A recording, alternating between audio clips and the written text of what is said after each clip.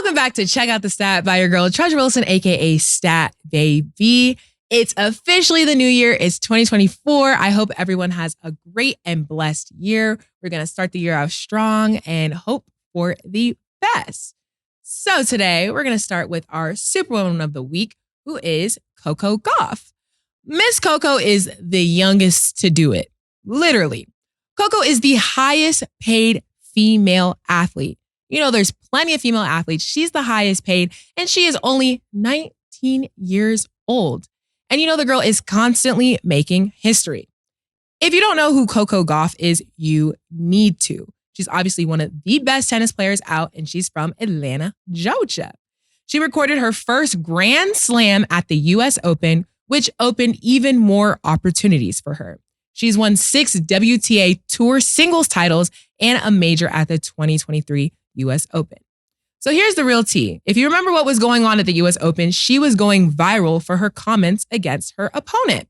So she was saying her opponent, homegirl over there, was making a lot of time violations, and Coco called her out on it. She told the ref, because she felt like the ref was allowing her opponent to keep making the violations, she said, "She's never ready when I'm serving. She went over the clock 4 times and you gave her a time violation once. How is this fair? I'm going a normal speed." And I love that she vouched for herself, especially on a platform like that, because I feel like a lot of people kind of get used to things. They're like, I'm just not going to say anything, let it go. No, she's going for the title. She had to say what she wanted to say to get things done. And rightfully, she should. So shout out to Coco for sticking up for herself. And I hope that this is some advice that people take from her, because don't let anybody walk all over you. If you know you deserve something, you deserve that. And Coco showed that on a big platform. So shout out to her. So back in 2019, because she is not new to this, she's true to this. At 15 years old, she advanced to the Wimbledon 4th round, which is a huge deal. Over the course of her career, a lot of people doubted her, as people do. Nowadays, people are so quick to hate on somebody, be like, you're never going to be that good. You're never going to be that. Well, she showed y'all she can be that. We know social media is filled with haters. You got to ignore them, especially at the time for her being so young. So many people had so much to say about her. So in one of her speeches, she said, "Thank you to the people who didn't believe in me." She said, "A month ago, I won a 500 title in Washington, D.C., and people said I would stop at that. 2 weeks ago, I won a 1,000 title in Cincinnati, and people were saying that that was the biggest I was going to get. So 3 weeks later, I'm here with this trophy right now." So as we all know, Coco is very young. She's nowhere close to her peak yet, and it's really only up from here. She's the highest paid female athlete at 19, like I stated before, which is a huge accomplishment. And I'm personally very excited to see her continued success. And I'm very excited to root for her and see what she does next. So if you don't know who Coco is, which you should, you know who she is now, and make sure to follow and support her journey. Moving along, this week in college women's hoops, history was made. This women's basketball team beat their opponent by 141 points. And I cannot make this up. So Grambling State's women's basketball team beat their opponent at the College of Biblical Studies by 141 points. The final score was 159-18. And yes, they had their starters on the floor. And yes, the other team was busting their ass. They did what they had to do, but Grambling State came out with the win. This is the largest margin of victory in Division I women's basketball history. So Grambling had 8 players score in double figures, and one player named Ariana Mosley had the highest score of 27 points. Her 27 points was more than the entire opponent's team score combined. And did I mention Ariana is only a freshman? So she's a true freshman at Grambling State. So today I sat down with Ariana Mosley and talked to her about her historic game. Stay tuned for the interview. So today I am joined with special guest Ariana Mosley. How are you today? Good, how are you? I'm doing well. How's your 2024 going so far? I'm pretty good. Really, really excited about to start the year off really good. Yeah, me too. I just love a new year. It's just new beginnings, get to start on a good foot. So it's all exciting. Okay, so let's dive into you. Before we even get into the game, let's talk a little bit about your past. So you are a true freshman at Grambling State. So how was the transition from high school to college? Did you always see yourself playing college basketball? Yes, so my transition from high school to college was definitely more than what I expected. Coming here, building a sisterhood, and um, graduating literally what the next one I graduated and I came literally the next day, packed the Right. car, and we were already away. So yeah, it was everything more than what I expected. Everybody was very welcoming, very different gameplay from high school, more fast paced. But I was ready and it was really fun. And yes, I did expect to play college basketball. My dad actually played for University of South Florida, so we like to say that I'm kind of living on his legacy. He passed away when I was 8 months old from kidney cancer. So this is like me continuing playing for him, and just because I love the game. So this is like his second chances through me. So Oh, well, one, sorry for your loss, and that's super dope. And I'm happy that you get to continue playing the game. Super, super exciting. So you said that, okay, so you graduated and then you basically came the day after. So overall, what were like the biggest lifestyle adjustments you had to make? Because that's a huge jump to go from high school and then you're like, okay, I'm a basketball player. Like, how did that feel? What were the big adjustments that you felt like you had to prepare for? So like you mentioned earlier, I am a true freshman. I'm the only freshman on the team. So, I'm always looking up to my older sisters and, learning from them and our coaching staff and, continuously, getting better and progressing every day. I think one of the biggest that I've had to adjust to is being so far away from home because, like I said, it's just been me and my mom. My dad passed away. So, like, we're tied to the hip. So, that adjustment of, learning how to be more independent and time management and making sure I'm getting to class, I'm waking myself up, those Yeah. type of things. So Yeah, that's super dope. And I'm happy that it seems like you've transitioned well. So that's important as well. Okay, so let's get to the game. This past Tuesday, your team win was the biggest margin of victory in Division One women's basketball history. It's a huge accomplishment. Congratulations to you and your team. So when did you find out that stat? Because I'm assuming you didn't know while you were playing. And then when you found out, what was your reaction? yeah, I didn't actually find out till later on after the game when we were blowing up on Twitter and Instagram and then TikTok shockingly. And my reaction, I was ecstatic, I was really proud of what we were able to accomplish. All week we talked about pace and competing and making sure we're coming in every day and we're giving 110%. So going into the game, just making sure everybody was on the same page and we played together and had fun. Yeah, super dope. Okay, so you said you're the only freshman on the team, like true freshman on the team, right? Okay, you had a game high of 27 points. That's phenomenal, and that's more than the entire opponent team's score. So during the game, as you were playing, just throwing up shots, what was going on through your head? Like what was happening there? I actually didn't know I had 27 until after the game, but uh, scoring the 27, it's great, it's amazing, but I was just making sure I was going out there playing my role, doing all the right things, and I think that my teammates put me in the best position to do that, and I put them in the best positions as well. We played together, like I said, as one, and I still have to give credit to the other team as well because they didn't give up, they played their just like I was saying.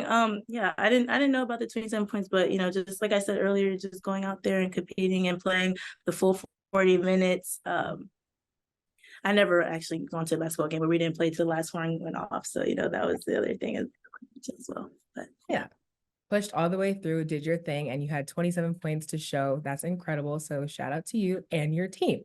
So as a team, you broke the school record in points scored for a single game. So just looking ahead, what's one of your main goals for this season? one of my main goals for myself personally is to win SWAC Freshman Player of the Year. It's a big, big goal, and I think I'm really capable of doing it. When I get back in the game and just keep progressing over and over again. And then as a team, we're trying to. It's championship talk is our big thing. We're trying to win the SWAC championship. So we're manifesting and we're speaking life into it that we're going to make it to the blue dot, which refers at the NCAA tournament. So we're ready to work and we're going to continue to doing it all. See, that's super dope. And you guys are on your way. Okay, so overall, I think you've seen college women's basketball has getting a lot of attention. I think there's headlines almost every day. just coming from, being a women's basketball player yourself, how do you feel about all the attention players and teams are starting to get? Because like you said, like you came back from the game, y'all were blowing up on Twitter, Instagram, TikTok. TikTok is really where a lot of things go down. Like, how does that feel? And like, how do you feel about all this? The support is incredible. I remember when I was younger, women's basketball wasn't even getting as much attention as it is today. And, being able to be a part of that now, now that I'm like in this position, it's wonderful. And, I think that people are starting to, realize that, we work so hard in and day out that, they want to come and support us. So I think it's ecstatic, and I'm really happy that we have the support that we have. See, I love it, and it's exciting. And that's also why on my platform, I love to highlight you guys, because you guys are killing it. And I think more people need to see what you guys are up to. Okay, so I saw you're from Tampa. I'm from Tampa, which is super dope. Okay, so a lot of the people from the city, shout out 813, have been doing well in sports, media, different sections. So is there anyone from Tampa that you'd like to shout out? That's a hard one because we have so much talent in our city. Right. I think, okay, Kaylin Gilbert, she plays for University of Arizona. She was my teammate when we were younger and for a year in high school. She's doing her big one. I'm really proud of her. We've been talking about this since we were younger, and now that we're able to live our dreams, produce every day, it's amazing. And I'm really proud of her. So she definitely deserves my shout out. See, shout out her, shout out 813, because y'all, we're killing it in the game. It's so exciting and I love to see it. Okay, and then lastly, before we end the interview, my platform is all about women positivity and uplifting other women. Is there any woman out there that you look up to and would like to give a shout out to? Yes, so it does take a village to raise a child. But, I definitely have to give my shout out to my mom. She's been there since day one. She works so hard day in and day out, getting me to games and to practice and to school, putting me in all those best positions to be the woman that I am today. So she's definitely my rock, and I'm proud of her as well. See, that's great. And then Ariana, where can people follow you and follow along your journey and see more of you? You guys can follow me on Instagram at Ari Mosley 12, and Twitter is Ariana Mosley 12. And to follow my journey, check into Grand Playing Women's Basketball. I'll be here. There we go. Ariana, thank you so much for doing this interview. You guys make sure to follow her and stay tuned to see what she does next. Now we're going to get into Ain't No Way.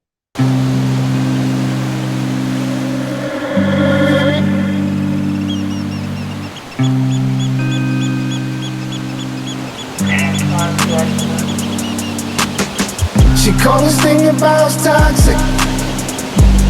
4 years and counting. Got you feeling like an option. Maybe I'm my own problem, babe. She tired of hearing I don't know. What's stubborn in me won't fall. Dealing with this thing called trust. But she really thinking about it. Wanna be free. Why am I here? This woman wanna be free. Hell, I don't wanna see her walk away. I wish somebody told me the rules. Disagreements let her win, then it's cool. Even when I'm right, this ain't about. Welcome back. Now we're gonna get into Ain't No Way, where we talk about the crazy things that have been happening. So ain't no way the Denver Broncos did Russell Wilson dirty like that. Okay, so the main question is, what happened to Russell Wilson? What is going on? So I'm going to give you all the facts, and then I'm going to give you guys my take. If you didn't know, Russell Wilson is being benched for the remainder of the season. They recently lost to the Patriots 26-23, a team that has a 4-11 record. That 4 is now thanks to the Denver Broncos. And they are moving forward with Jarrett Stidham as quarterback. The fact of the matter is, and I've said this before, Denver just hasn't been playing the best offensively, okay? I was one of those people who said Russell Wilson, hasn't been on his A game, but that's not to take away from the fact that Russell Wilson is still a good player. He does have a ring. He was that guy, but is he that guy this year? some things change. And that's one of the things that have changed. So we know decisions have to be made, and it's going to be by the head coach because he doesn't want to lose his job. So Sean Payton, if you didn't know, is the second highest paid coach in all of sports, whether we're talking basketball or football. And losing for him just is not a good look, y'all. Sean Payton is not trying to put his career on the line. So I'm not going to lie. I will give credit where it's due. Y'all know I am true to that. There has been sparks of improvement from Denver and sparks of improvement from Russell Wilson. I mean, people have been kind of comparing his stats to Pat Mahomes, saying that he's outplayed him offensively. I'm not going to go that far, but Russell Wilson has had some good games. I'm not going to point and say Russell's bad, But like I said, he's not where he was before. And I, in general, think that his overall game has declined. So a lot of the people are saying that Russell Wilson is being benched for financial reasons. In his contract, he has a clause that if he does not pass his physical exam, that he will get extra millions of dollars. So to combat that, they're trying to bench him so he doesn't play. So people feel like over time, right, Sean Payton initially was sticking up for Russell Wilson, which as a head coach, that's what you're supposed to do. You are supposed to put the utmost amount of confidence in your quarterback. And I think that's how it started. But I think also over the course of time, we have kind of seen Sean Payton and Russell Wilson's connection, their chemistry seems a little off. And that's not good for us to see as fans, because regardless of what the head coach thinks, I feel like we are supposed to think that you and your quarterback have the best relationship ever. So the fact that there's even conspiracies that's like, I don't really know if Sean Payton likes Russell Wilson, that's not a good thing. That's something that we should not see. And over time, we have seen the energy change, okay? So they threatened to bench Russell Wilson if he wasn't up to changing his contract. And yeah, I'm just going to say the whole situation is a little bit messy because I don't think that the way they went about it was very good, because I do think that there's a general stigma that like, Russell Wilson isn't good. We don't like him. Denver's declining. And it's like, again, he's supposed to have that confidence. And I feel like the fact that even as fans, people are starting to turn on him, that should never happen. I mean, we've seen Zach Wilson not have the best games, but we ain't going to sit here and have his head coach be like, Zach Wilson's trash, He's just really like, look, he needs to rest a little bit. We're going to put somebody else in. You know, whatever the case may be, you're not supposed to make them feel like they can't perform well. But I think at the end of the day, Sean Payton is going to save his ass, okay? He's second highest paid head coach, and he doesn't want to mess up his career. So regardless about how you feel about Russell Wilson, I will give credit, like I said, where it's due. You know, over his last couple of games, threw for 238 yards, 223 yards, pretty good stats. So I'm not going to put the blame on him. Sean Payton in the interview did say, we need a spark. We need something right now. We'll handle the long term when we get there. And I will agree that Russell has handled the whole situation with class. He hasn't bashed anybody. He did not take, and this is no offense to James Harden, he didn't take the James Harden route and bash everybody who he felt like disagreed with him. He's just been like, look, we're going to wait and see what happens next year. And that's, the way that you're supposed to act. But he's better than me because I probably would have been a little bit more angry. But shoot, I don't know what Russell Wilson's career will look like in the future. It would be great to see him to continue to play because it's not like he's a bad quarterback. He just isn't where he was. And sometimes that happens. Okay, now we're going to get into Tell Me What's Up, because the stats wouldn't be the stats without questions and answers from you. So there are two things that are trending right now that a lot of you guys want me to talk about. The first thing is Katt Williams' interview with Shannon Sharpe. So the comedians are all arguing right now. He name-called a lot of people. I'm not going to go over the whole interview, but I'm going to talk about some of the little quotes that he has said in between. He made comments about Megan Good sticking beside Jonathan Majors during his trial. I have some thoughts and opinions about that, but we'll save that for another day. He talked about Steve Harvey and different comedians copying other comedians' openers, which he had some video clips to show the differences in that. And he was talking about Taraji P. Henson complaining about the unfair wages in Hollywood. He said, it's the saddest thing ever. We should be ashamed. When our people call out for help, we have to understand we put too much pressure on Tyler Perry, basically putting pressure on Tyler Perry to be the savior for Black Hollywood, saying that he can't do everything. And then he was saying how he shows support for young comedians. And he talked about everything from that to Kanye. He told all, okay? Shannon Sharpe on his interviews, he got a little bit of liquor on the table, and Katt Williams had some liquor in his system. It showed, but he said he was just being him. So I don't have a problem with the interview. I think that's a, pretty interesting way to come into 2024. But the thing that I have a problem with is the people talking about Shannon Sharpe's interview skills. A lot of people are saying that they don't feel like Shannon Sharpe conducted that interview well. Given the things that I have just stated, Katt Williams opened up about way more than a lot of people would. And Katt Williams doesn't do that many interviews. So the simple fact that Shannon Sharpe was able to get, whether you want to blame it on the liquor or not, the simple fact that Shannon Sharpe was able to get these answers out of Katt Williams, to me, means he did his job, okay? I study journalism, right? I have a degree in it. And I think the main thing that we want to have people do is open up and tell a story and give answers to things that they usually wouldn't do. I think the mission succeeded. Shannon Sharpe did exactly that. This has been trending for the past couple of days, and it's still going to trend because different comedians or different people that he called out are going to speak back and have responses to the things that he's talked about. I think mission accomplished, okay? Like, whether you feel like he did it the way that you liked or didn't, like, he got an interview. I mean, there's a lot of interviews out right now. There's Funny Marco. There's that Bobby girl. Like, I like Shannon's style. I think he makes people very comfortable and he's very personable, right? I tweeted this on Twitter. I was like, yo, why are y'all coming for Shannon Sharpe when he got an interview that people can't even get right now? He's getting answers that people aren't even willing to share. People talking about, just because I can't book an interview doesn't mean that I can have an opinion on it. I didn't say you can't have no sort of opinions, right? I report and talk about sports. I'm not in the league. That doesn't mean that you can't have an opinion. But I think to say that he's a bad interviewer is a bad take. I think Shannon did what he needed to do. He's been getting a lot of really good interviews. And I think if talent is comfortable coming and speaking to him and opening up about things, that's the interviews I want to see. I want to hear what Katt Williams got to say about Kanye because somebody else can't get that answer out of him. You shouldn't ask him just comedy questions. So I think Shannon Sharpe did a phenomenal job.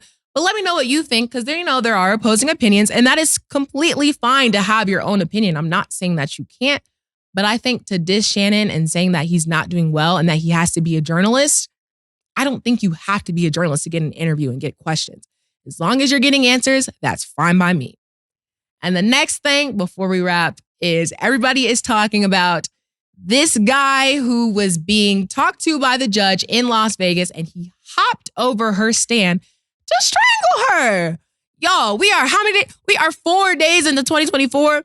I can't even explain what's going on myself. I just feel like I opened up Twitter and it was boom, Katt Williams. Boom, this man flying over the judge's stand. I don't know what's going on, but we're already off to a crazy start. I hope the judge is okay. The guy previously actually had domestic battery charges. So it's just like, what can you do with that? I mean, you just came out a judge. So I don't know what to tell you, but I hope she is okay. I think 2024 is off to a really weird start, but it's only the beginning. So I'm hoping things get a lot better from here, but we'll see what happens. Y'all can check out the stat so we can continue the discussion next week, and maybe your question or take will be featured. And we're hoping next week is going to be a little bit less craziness, but honestly, we have no idea. We'll see what happens.